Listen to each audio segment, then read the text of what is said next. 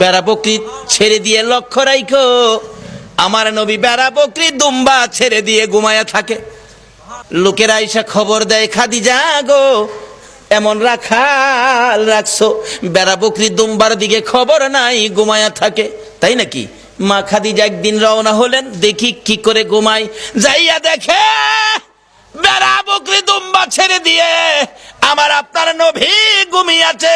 বড় বড় অজগর সাপ এসে নবীজির মাথার উপর ফনা ধরে ছায়া দিতেছে।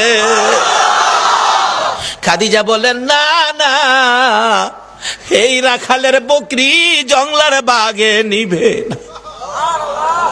খাদিজা বাড়ির দিকে যায় আর ফিরা ফিরা চায়, এটা কেমন রাখাল রে? এই রাখাল তো সাধারণ কোনো মানুষ নয়। খাদিজা চিনে ফেলেছে।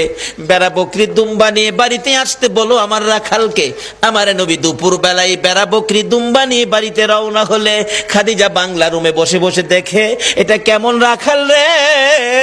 যে রাখাল রৌদ্রের মধ্যে আসতেছিল, আকাশের মেঘের টুকরা এসে রাখালের উপর ছায়া দেয়। খাদিজা বলেন, মাবুদ, মাবুদ রে, এটা কেমন রাখাল আমার বাড়িতে? নিশ্চয়ই উনি সাধারণ কোনো মানুষ নয়, নিশ্চয়ই কোনো মহামানব হবে।